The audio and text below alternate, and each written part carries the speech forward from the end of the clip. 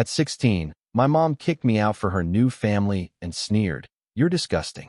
Years later, after I made it on my own, they showed up demanding my money. "You don't get to live well while we struggle." That's when I blew everything up. My mother looked at her 16-year-old son, called him disgusting, and chose a man she'd known for 8 months over the child she'd raised for 16 years. 10 years later, she knocked on my door with her hand out, and I made sure she remembered every word she ever said to me. My name is Easton Hale. I grew up in a small ranch house in Dayton, Ohio, the kind of house that looked fine from the outside but was rotting from within. My father left when I was 4. No goodbye, no note, just gone. A man who decided that fatherhood was a subscription he no longer wanted, and he canceled it without telling anyone. My mother, Marissa Hale, raised me alone for the next 12 years. And for a long while, she was everything. She worked double shifts at a nursing home. She packed my lunches with little notes inside. She sat through every parent-teacher conference, every school play, every scraped knee and fever dream. She was tired all the time, but she showed up. Every single time. I loved her. Not in the complicated way I'd learned to love people later. In the pure, unfiltered way a child loves the only person who hasn't left. She was my whole world, and I thought I was hers. And then Trent Calloway walked in. Trent was a mechanic who ran a small auto shop on the south side of Dayton. Broad shoulders, loud laugh. The kind of rough-edged charm that worked on women who were too exhausted to see through it. He and my mom met at a bar, her first night out in years, dragged there by a co-worker who said she needed to live a little. Within a week, Trent was at our house. Within a month, he was staying over. Within 3 months, he had a drawer in her dresser, a spot on the couch, and an opinion about everything. The food I ate, the music I listened to, the way I walked through the living room, the amount of time I spent in the bathroom. Everything about me seemed to irritate him, and he made no effort to hide it. I overheard him talking to my mom one night. They were in the kitchen. I was in the hallway, barefoot, getting water. "Trent, kid's got no spine, Marissa. You babied him too long. He walks around here like a ghost." My mother's response was silence. Not disagreement. Not defense. Just the sound of a woman choosing not to protect her son because the man in front of her was more important. I was 15. I had a 3.6 GPA. I mowed lawns on weekends to buy my own clothes so my mom wouldn't have to stretch her paycheck any further. But to Trent, I was a problem, an obstacle, a leftover from a version of my mother's life that he wanted erased. And my mother, the woman who packed my lunches and sat through my school plays, she let him erase me. It didn't happen all at once. It happened in degrees. First, she stopped asking about my day. Then she stopped coming to my room to say goodnight. Then the little notes in my lunch disappeared. Then the lunches themselves disappeared. Then I started cooking for myself because dinner was now something she and Trent shared alone, at the table, with candles and wine, while I ate cereal in my room like a boarder in my own house. I told myself it was temporary, that she was in the honeymoon phase, that eventually, she'd snap out of it and remember she had a son who needed her, who was still right there, 10 feet away, waiting to be seen. She never snapped out of it. The night she kicked me out, it was raining. I remember that because I stood outside for 20 minutes before I started walking, and the water soaked through the garbage bag and ruined half my clothes before I made it to the end of the street. It started with a fight. Not between me and my mom, between me and Trent. He'd been drinking. He was in the kitchen, loud, sloppy, knocking into things, and I made the mistake of walking in and asking him to keep it down because I had a test in the morning. He got in my face, close enough that I could smell the beer on his breath and see the veins in his eyes. "Trent, you don't tell me what to do in my house, kid." "Easton, it's not your house." 5 words. Those were the 5 words that ended my childhood. Trent shoved me. Hard. My back hit the edge of the kitchen counter, and a jolt of pain shot through my ribs. Something inside me, something 16 years old and tired of being invisible, shoved back. Not hard. Not violently. Just enough to create space. Just enough to say I'm still here. Trent stumbled backward, knocked over a chair, and then he did the thing cowards always do when they lose control. He performed. Started shouting about disrespect, about how he'd been more than patient with me, about how I was just like my deadbeat father. My mom came running in, and I will never forget what happened next, because it's the moment that split my life into before and after. She didn't ask what happened. She didn't look at the overturned chair or the beer cans on the counter or the way I was holding my side where I'd hit the counter's edge. She looked at Trent, theatrical, pathetic, playing the victim with an Oscar-worthy performance. And then she looked at me. And she chose. Marissa, get out. I stared at her. Easton, Mom. Marissa, I said get out. Now. Easton. He shoved me first. She stepped closer. Her voice dropped to something quiet. Something worse than yelling. Something final. Marissa, you're disgusting. You are just like your father. And I am done. She went in my room. I heard drawers opening. Hangers sliding off the rod. 10 minutes later, she came back with the garbage bag. Set it by the front door. Opened the door. And stood there, in the yellow porch light, waiting for me to leave. Trent was behind her, arms crossed, smiling. The smile of a man who had just won a war he didn't deserve to fight. I picked up the bag. Looked at my mother one last time, searching for something, anything, a flinch, a tear, a crack in the mask. There was nothing, just a woman who had decided that her son was the price of keeping a man. I walked out. The door closed behind me, and the rain came down like it had been waiting. I'm not going to romanticize what came next. There's nothing poetic about being 16 and homeless. There's no montage, no inspirational music, just cold, hunger, fear, and the slow, grinding realization that the world doesn't care about your story. It only cares about what you do next. I slept at a bus station the first night, a park bench the second. On the third night, a janitor at the local community center saw me sitting outside and brought me a sandwich and a phone number for a youth shelter on the east side of town. The shelter was called Second Light. 12 beds, a shared bathroom. A counselor named Gavin Mercer who looked like he'd seen every version of my story and still believed in a good ending. Gavin was the first adult in years who didn't look through me.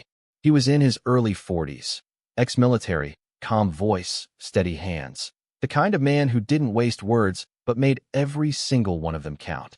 He ran Second Light with a mix of discipline and compassion that most people can't balance.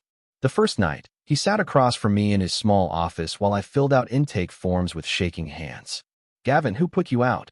Easton, my mom. Gavin, why? Easton, her boyfriend. He nodded, not surprised, just sad in a practiced, familiar way.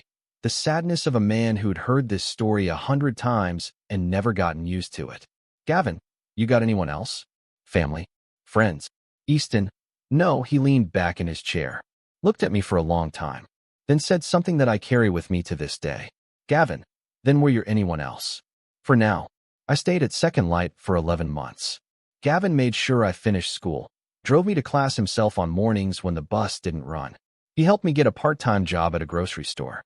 He taught me how to open a bank account, how to file my own taxes, how to cook meals that didn't come in plastic wrappers, how to look people in the eye when I spoke. He taught me the things a father is supposed to teach a son, the things mine never stuck around long enough to cover. There were bad nights. Nights when the other kids at the shelter, some younger than me, some older, all carrying their own versions of the same wound, would cry in their beds and I'd lie awake, staring at the ceiling, wondering if this was permanent. If I was always going to be this, a kid in a borrowed bed, eating donated food, wearing secondhand clothes. A cast-off, a discard, the thing in the garbage bag. On one of those nights, I sat on the back steps of the shelter at 2 a.m. Gavin found me there. He didn't ask what was wrong. He already knew. He just sat down beside me, 2 mugs of instant coffee in his hands, and waited. After a long time, I asked him something I'd been carrying for months. Easton, does it ever stop hurting? He took a sip, thought about it, and then gave me the most honest answer anyone has ever given me about anything. Gavin, no. But it stops being the only thing you feel. He was right. It took years. But he was right. But the most important thing Gavin ever did for me wasn't practical. It was something he said on another night. A different night, clearer sky, when I was sitting on those same steps, feeling the full weight of everything I'd lost pressing down on me like a physical thing. Gavin, you're not what she said you are, Easton. You're what you build from here. I carried that sentence like a brick in my chest for the next decade. Heavy, sharp-edged, but solid. Something I could build on. Something no one could take. I aged out of the shelter system at 18. Gavin drove me to my new place himself, a room in a shared apartment with 2 other guys, both older, both working factory jobs, both too exhausted by their own survival to ask questions about mine. The room was the size of a closet. The mattress was stained. The window faced a brick wall. But it was mine, and nobody could take it from me. I worked full-time at the grocery store, stocking shelves, mopping floors, unloading trucks at 4 a.m. in winter when my hands cracked and bled from the cold. And I enrolled in night classes at the community college. Accounting. Not because I loved numbers, because numbers don't lie, and I was desperately, bone-deep tired of people who did. I won't bore you with every detail of the grind. You already know what it looks like. The double shifts that blurred into each other. The instant noodles eaten standing over a kitchen sink at midnight. The textbooks held together with tape and prayers. The alarm clocks at 5 a.m. for a life that didn't feel like it was going anywhere. The birthdays no one remembered. The Christmases spent alone in that tiny room, eating gas station sandwiches and watching other people's happiness through a window. But here's the thing about the grind that nobody tells you. It doesn't feel heroic while you're living it. There's no audience, no applause, no one watching you struggle and thinking, that kid's going to make it. It's just you and the work and the question you ask yourself every single morning. Is this going to be worth it? I didn't know, but I kept going. Because the alternative was becoming what she said I was. And I refused. By 21, I had my associate's degree, top of my class. I remember walking across that small stage at the community college, in a rented gown, with nobody in the audience for me. No mother clapping. No father whistling from the back row. Just Gavin, sitting in the third row, giving me a nod that said everything a family should have said. By 23, I'd transferred to a state university on a need-based scholarship and graduated with a bachelor's in finance, summa cum laude. I remember the day I got my diploma. I sat in my car in the parking lot for 20 minutes, holding it, and for the first time in 7 years, I cried. Not from sadness, from the sheer, crushing weight of having done it alone. By 25, I was working at a mid-size accounting firm in Columbus, making more money in a single month than my mother earned in 3. I wore suits to work. I had business cards with my name on them. I ate meals at restaurants where they gave you cloth napkins. And every now and then, in quiet moments, I'd remember the 16-year-old kid who ate cereal in his room because his mother couldn't be bothered to set a third plate, and the distance between that boy and this man felt impossible. Like someone else's story. But it wasn't someone else's story. It was mine. Every mile of it. By 26, I started my own tax consulting business. Small at first, just me, a laptop, and a rented desk in a co-working space that smelled like stale coffee and ambition. I had 3 clients the first month, 7 the second, 15 by the end of the quarter.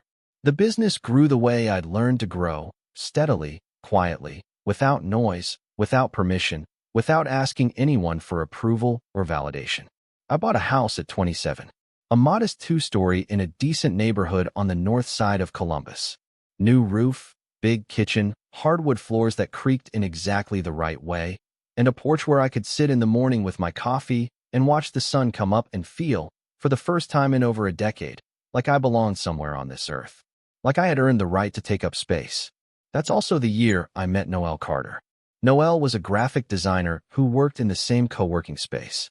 Short hair, quick humor, the kind of warm, reckless laugh that made everyone in the room turn around and want to know what was so funny.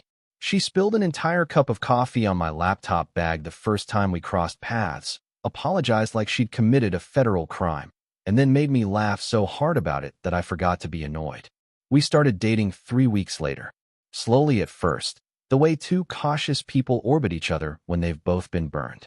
She'd lost her dad young, raised by a single mom who did her best, and she understood, without me having to explain it, what it felt like to grow up knowing that the world wasn't built with you in mind.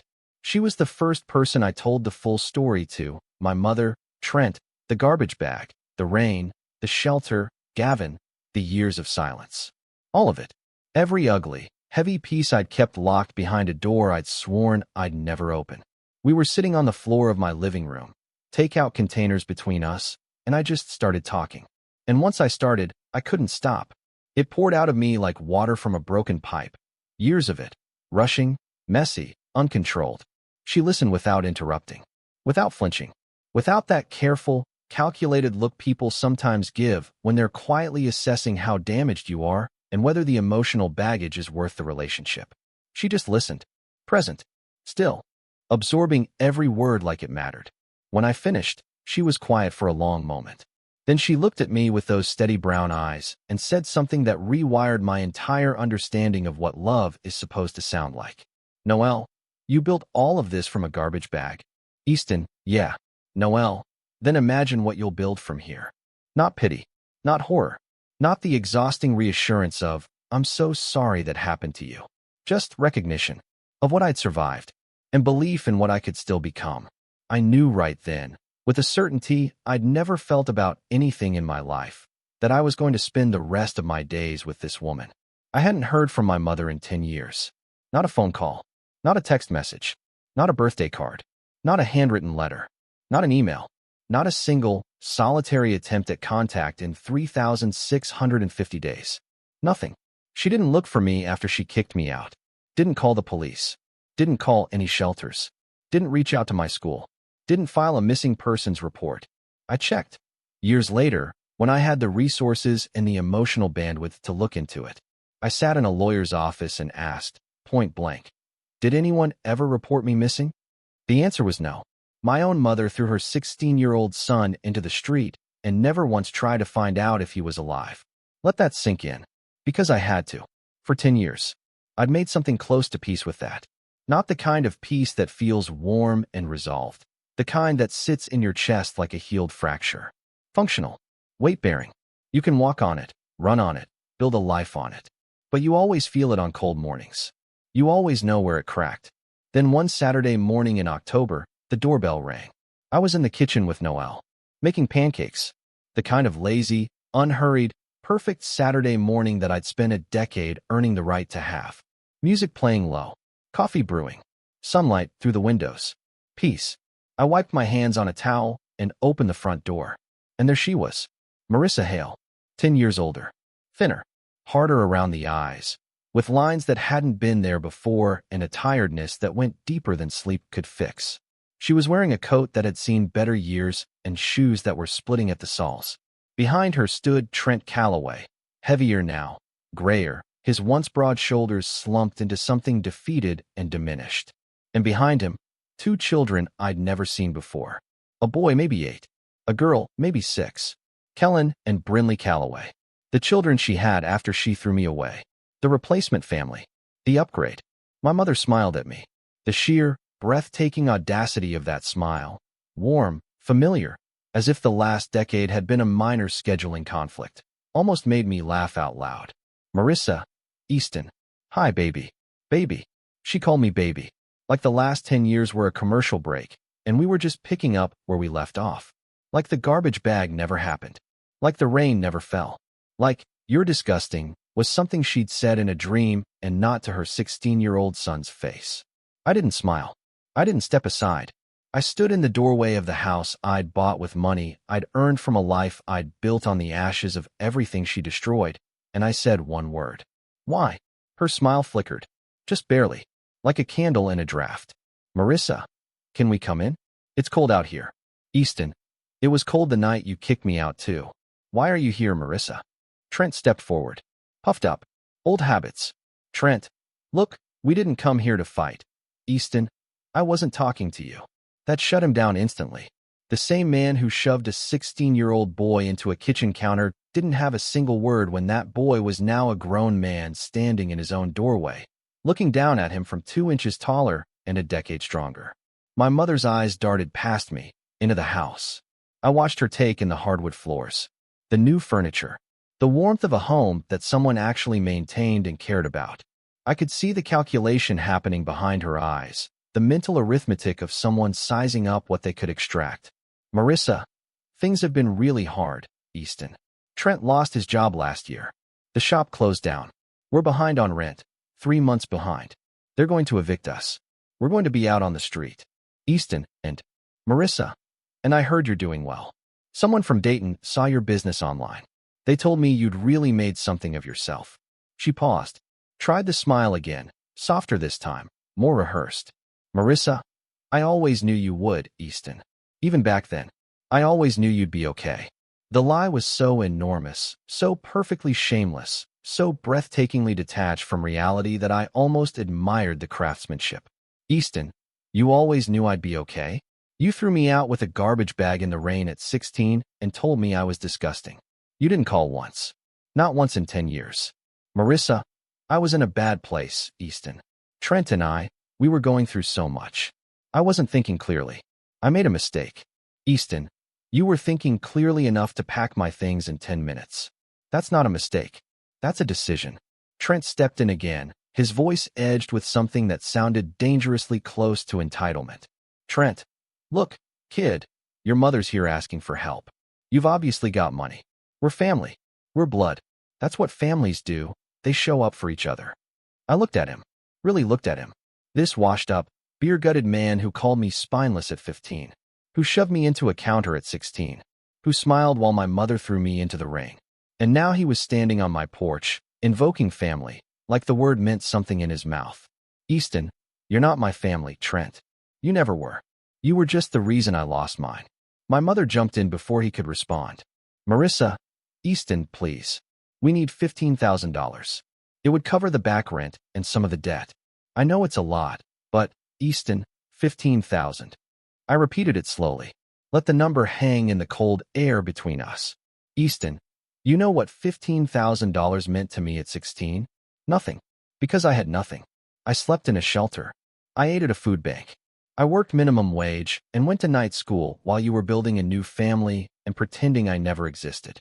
And now you're standing on my porch, asking me for $15,000, like I owe you something. My mother started crying. Not the real kind, the performative kind. The kind designed to trigger guilt in the person watching. I'd seen this act before. She used it on me as a child, every time I questioned something unfair. The tears were a tool, and she'd been wielding them my entire life. But they didn't work anymore. That part of me, the part that crumbled at her tears, died on a rainy night 10 years ago. Marissa, Easton, please. Think about the kids. Kellen and Brinley, they're innocent. They don't deserve to be out on the street. I looked at the two children standing behind Trent. The boy, Kellen, was staring at his shoes. The girl, Brinley, was holding her brother's hand. They looked cold. They looked scared. They looked exactly the way I must have looked the night I stood in that hallway with a garbage bag and a mother who wouldn't meet my eyes. And for one moment, one dangerous, almost fatal moment, I felt something crack inside my chest. Not for my mother. Not for Trent. For those kids. Because they didn't choose any of this. Just like I didn't. But then I remembered something Gavin told me years ago, on a night when I'd asked him why some people never change. Gavin, because they don't have to, Easton. Someone always catches them before they hit the ground. I wasn't going to be the one who caught her. Not again. Not ever. Noel appeared behind me in the hallway. She didn't speak. She didn't need to. She just stood there, present, steady, real mine. My mother looked at her, then back at me, and I could see the recalculation happening in real time. The slow, bitter awareness that her discarded son had built a life. A real one. With someone who actually loved him. And then my mother said it. The sentence that proved, once and for all, that she hadn't changed. That she would never change. That this visit was never about reconnection. It was about extraction. Marissa, you don't get to live well while we struggle. There it was. The real her. Underneath the tears, the baby, the manufactured regret, entitlement. Raw, undiluted entitlement. The belief that my success was somehow her property, even though she'd contributed absolutely nothing to it. The belief that I owed her comfort because she'd given me life, and then tried to take it back. I stepped forward. Not aggressively. Deliberately. I lowered my voice. Not out of anger. Out of control. The kind of control you learn when you've spent a decade rebuilding yourself from nothing. Easton, let me tell you what's going to happen now. You're going to step off my porch. You're going to walk back to whatever car you borrowed to get here. And you're going to figure it out. The same way I had to figure it out at 16, with no money, no parents, no safety net, and no one on this earth who gave a damn whether I lived or died. Marissa, Easton, please, Easton, I'm not finished. My voice didn't rise. It didn't need to. Quiet truth has more weight than any scream. Easton, you had 10 years to pick up a phone. 10 years to write a letter. 10 years to find your son and say 3 words. I am sorry. You didn't. You spent those 10 years building a new family with the man who put his hands on your child. And now that your new life has collapsed, Now that the man you chose over me can't even keep a job. Now that the bills are piling up and the landlord's knocking. Now you remember you have another son. I took one more step forward. My mother stepped back. Trent didn't move. Easton, I owe you nothing. Not a dollar. Not a minute. Not a single shred of the guilt you drove 4 hours to put on me. You called me disgusting, Marissa. You told me I was just like my deadbeat father. So let me be exactly that. Let me be the son who walks away and doesn't look back. You taught me how. My mother stared at me. The tears had stopped. What was left on her face wasn't sadness or remorse. It was shock. The pure, unfiltered shock of a woman who had expected the 16-year-old she threw away. Timid, desperate, hungry for her love, and instead found a man who no longer needed it. Marissa, you're going to regret this, Easton. Easton, no, I'm not. And that's the difference between us. I've already survived the worst thing you could ever do to me. Everything after that is a bonus. I stepped back, put my hand on the door. Goodbye, Marissa. Not Mom. Marissa. I closed the door, and I didn't hear her knock again. I stood in the hallway for a long time after that. Noel was behind me. She didn't touch me. She didn't speak. She just waited, the way people do when they understand that some moments need to be felt before they can be processed. I heard the car start, the engine pulling away, the sound growing smaller, fainter, until there was nothing left but the hum of the refrigerator and the quiet tick of the kitchen clock. Then I felt it. Not relief. Not triumph. Something colder. Something cleaner. The final, irreversible severance of a cord that had been cut 10 years ago, but had somehow kept pulling. Kept tugging at me in the middle of the night, in the quiet moments, in the spaces between accomplishments where old wounds like to hide. It was over. Really over. And I was still standing. Noel, you okay? Easton, yeah.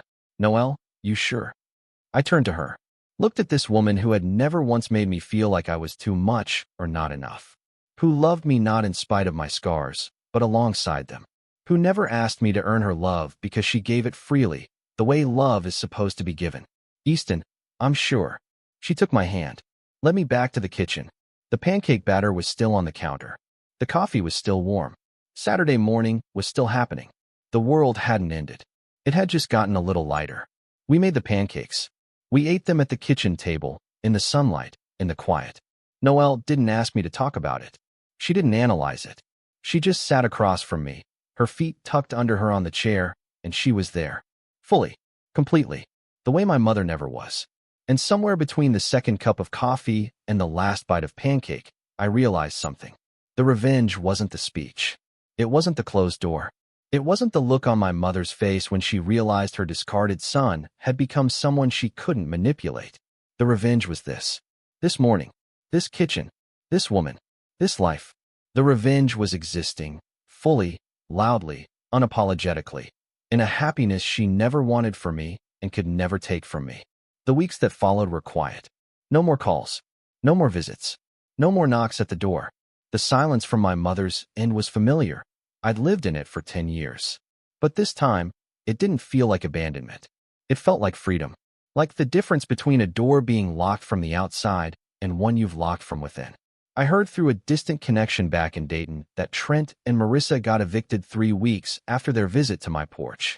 They packed up whatever they had left, which, from what I was told, wasn't much, and moved into Trent's sister's basement somewhere outside Indianapolis. The kids started at a new school. Their third in 2 years. The cycle continued. Different city, same wreckage, same pattern of men who couldn't hold jobs, and a woman who couldn't hold herself accountable. I also heard that Trent's sister gave them 60 days. After that, they'd have to figure it out. And I knew, with absolute certainty, that within those 60 days, Marissa would find a new version of the same story. A new town, a new couch, a new person to drain. That's what she did. That's who she was. Not a mother. A parasite with a talent for tears. I thought about Kellen and Brinley sometimes. Late at night, when the house was dark and Noel was asleep beside me. I thought about the boy staring at his shoes on my porch. The little girl gripping her brother's hand. I thought about how they were growing up inside the same machine that chewed me up. A mother who would always choose wrong. A man who would never be enough. And a home that was only a home until the next crisis blew it apart. So I made a decision. Not for Marissa. Not for Trent. For the kids. I set up an education trust. Anonymous. Managed through a lawyer that Gavin connected me with, a family law attorney he'd worked with through the shelter for years. When Kellen turns 18, there will be money waiting for him. Enough for community college, trade school, whatever path he needs to build his own way out. Same for Brinley when she's old enough. They'll never know it came from me. And that's exactly the point. Because this was never about being a hero or earning credit. It was about making sure two kids have a door to walk through when the time comes, the kind of door that nobody opened for me. Gavin was the only person I told. We sat across from each other in a diner, coffee between us, and he listened to the whole thing without interrupting. When I finished, he shook his head slowly. Gavin, you're a better man than she ever deserved, Easton. Easton, I'm not doing it for her. Gavin, I know. That's exactly what makes it count. It's been 2 years since that Saturday morning on the porch. 2 years since I stood in my own doorway and told the woman who gave me life that I owed her nothing. 2 years since I chose myself. Fully, finally, without apology, over the gravitational pull of guilt and obligation that she'd spent my childhood wiring into my bones. I married Noel last spring. Small ceremony. Our backyard. Gavin stood next to me as my best man. The man who told a broken 16-year-old that he wasn't what his mother said he was, standing beside that same kid, now grown, now whole, watching him marry the love of his life. 12 guests. No drama. No performances. No one in attendance who didn't genuinely want to be there. Just two people who chose each other and meant it with everything they had. When Gavin handed me the ring, his eyes were wet. He didn't cry. He just nodded.